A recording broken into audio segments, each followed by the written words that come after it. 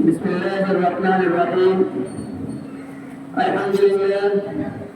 الحمد لله رب العالمين، والصلاة والسلام على سيد المرسلين وعلى آله وصحبه أجمعين. أما بعد.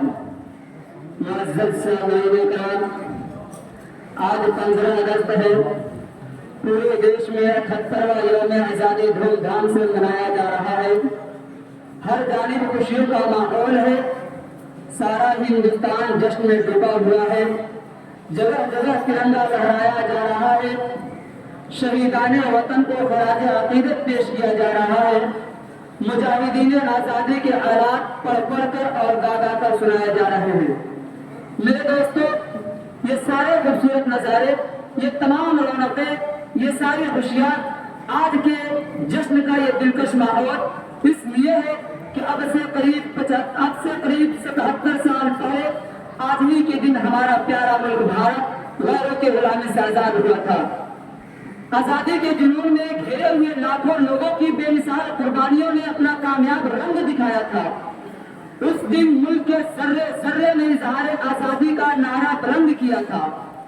سرزمین ہند نے انگریزی حکومت کا بائیکاٹ کر کے وحشت کے نپاک سائے سے نجات پائی تھی.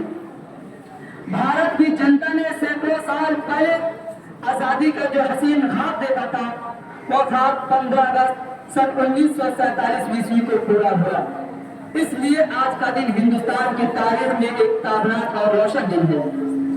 برادران قوم، میں آپ حضرات کو بتاتا چلوں کہ مغلیہ دور حکومت میں ہمارا پیارا ملک بھارت مالی ترقی کے لحاظ سے سونے کی چڑیا کہلاتا تھا. اس وقت یہاں تجارت کے بے شمار مواقع تھے. مالی ترقی کے بے شمار مواقع نے انگلستان کے تاجروں کو بھی اپنی طرف متوجہ کیا. چنانچہ سب سے پہلے انہوں نے 30,000 پاؤنڈ کی مدد سے ایسٹ انڈیا نام کے ایک تجارتی کمپنی کی بنیاد رکھی اور 1601 میں پہلی بار اس کمپنی کے تجارتی جہاز ہندوستان کے ساحلی علاقوں پر پہنچے. پھر 1612 میں شہنشاہ جہانگیر کے دور حکومت میں ان انگریز تاجروں نے شہنشاہ کی اجازت سے گجرات کے مشہور شہر سورت میں اپنا مالی مرکز بنا لیا اور دیکھتے ہی دیکھتے اس کی شاخیں احمد آباد، اجمیر اور آگرہ میں پھیل گئی. چنانچہ مشہور مغل شہنشاہ اورنگزیب عالمگیر کے انتقال کے بعد مغلیہ حکومت کی بنیاد کمزور ہونے لگی. دھیرے دھیرے یہ ملک اندرونی بغاوت، بدنظمی اور سیاسی اختلاف کا شکار ہو گیا.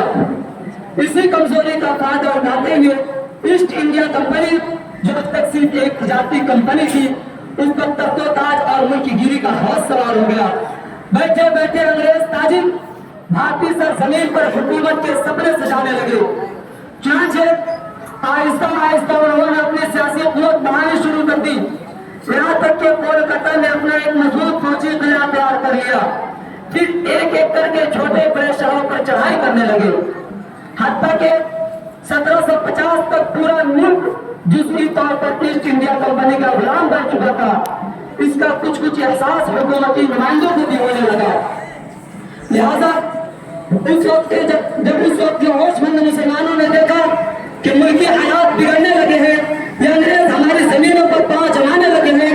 لہذا اگر اس کا قابو نہ پایا گیا تو یہ حکومتی اداروں پر بھی قرضہ جما لیں گے اور حکومت کا مکمل کنٹرول حاصل کر لیں گے. چنانچہ اس ظالمانہ سازش کے خلاف جس شخص نے سب سے پہلے آواز اٹھائی اور بنگال کا رئیس نواب سراج الدولہ تھا، جس نے انگریزوں سے پنجہ آزمائی کرتے ہوئے 1757 میں پلاسی، 1764 میں بکسر اور 1774 میں روہیل کھنڈا کی جنگ لڑی. لیکن بدقسمتی سے اپنوں کی دغا بازی کے سبب انگریز ہر محاذ پر کامیاب ہوتے رہے. پھر 1799 میں ہندوستان کے شیر دل حکمراں ٹیپو سلطان نے انگریزوں سے زبردست مقابلہ کیا. لیکن اس جنگ میں بھی اپنوں کی غداری نے ٹیپو سلطان کو کمزور کر دیا، جس کے سبب ٹیپو سلطان یہ کہتے ہوئے موت کو گلے لگا لیا کہ شیر کی ایک دن کی زندگی گیدڑ کی 100 سالہ زندگی سے بہتر ہے. جب یہ بہادر مجاہد شہید ہو گیا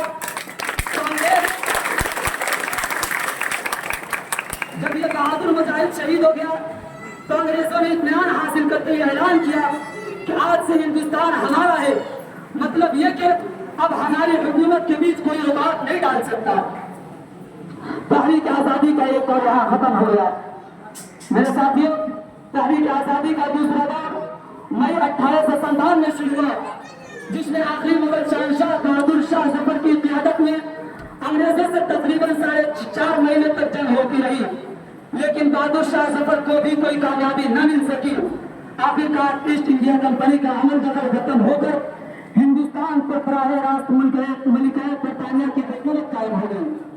چنانچہ بادشاہ کے بیٹے اور پوتے کا سر تن سے جدا کر کے تھالی میں سجا کر بادشاہ کے سامنے پیش کیا گیا، اور مغلیہ حکومت کے آخری چشم و چراغ شہنشاہ بہادر شاہ ظفر کو قید کر کے ان کے خاندان سمیت ان کو جلا وطن کر دیا گیا، جہاں انہوں نے 1862 میں انتہائی مایوسی کے عالم میں اپنی آخری سانس لی.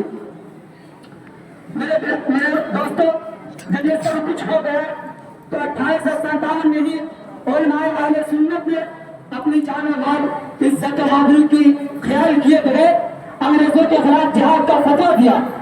اس فتوے کے بعد ہزاروں ہندوستانی مسلمان اپنی جان کو ہتھیلی پر رکھ کر ملک کی آزادی کے لیے انگریز سے بھیڑ گئے، لیکن بدقسمتی سے چند وجوہات کے بنا پر مسلمانوں کو ہزیمت اٹھانی پڑی. چونکہ انگریزوں نے حکومت مسلمانوں سے چھینی کی اور مقابلہ مسلمان ہی کر رہے تھے، اس لیے اس کا نقصان بھی مسلمانوں کو اٹھانا پڑا. البتہ 1857 کی بغاوت کو کچلنے میں انگریزوں نے کوئی کسر باقی نہیں چھوڑی. اس بغاوت کے انتقام میں انگریزوں نے تو مرد ہزاروں خواتین کو بھی ظلم و ستم کا نشانہ بنایا. کتنے تک تو پتہ ہی نہیں چل سکا. تھوڑے تھوڑے شکریہ کی وجہ سے پورا کا پورا شہر جب میدان جنگ میں بدل دیا جاتا تھا. لہذا 1857 کی بغاوت کے بعد حالات کچھ بہتر ہوئے. جب بڑے بڑے مسلم علماء جیل سے رہا ہو کر آئے تو دیکھا کہ حالات بالکل بدل چکے ہیں. جن کے والدین میدان جنگ میں شہید ہو چکے تھے، ان کے یتیم بچے سڑکوں پہ ہیں، ان کے سر پر کوئی شفقت کا ہاتھ رکھنے والا نہیں. انہیں انگریزی اسکول اور چرچ کے لوگ پکڑ کر لے جاتے اور یہ کہتے کہ چلو ہم تمہیں کھانا دیں گے، کپڑا دیں گے، رہنے کے لیے مکان دیں گے. الغرض ان کا مقصد صرف ایک ہی تھا کہ ہم ان یتیم بچوں کو ذہنی غلام بنائیں گے. ان حالات کو علماء دیکھ کر سر جوڑ کر بیٹھے اور فیصلہ کیا کہ پھر سے ہمیں ایک ایسی تیاری کی ضرورت ہے جس میں ہندو، مسلم، سکھ، عیسائی سب ساتھ مل کر جنگ لڑے.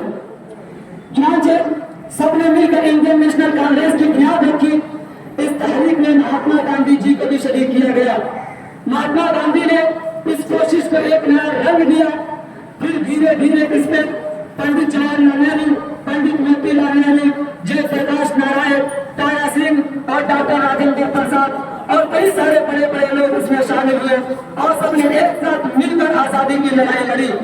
پھر اللہ کے فضل سے اور ان سب کی مجموعی کوشش اور لاکھوں لوگوں کی انسان قربانیوں نے انگریزی حکومت کو جڑ سے اکھاڑ ڈالا.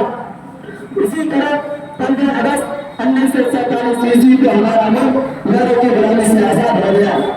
ہم ملک کے ان مجاہدین کو سلام پیش کرتے ہیں اور خراج عقیدت پیش کرتے ہوئے دعا کرتے ہیں کہ اللہ تعالیٰ اپنی رحمت کے سائے میں ان مجاہدین کو جگہ دے جنہوں نے اپنا سب کچھ لوٹا کر اس ملک کو آزاد کرایا.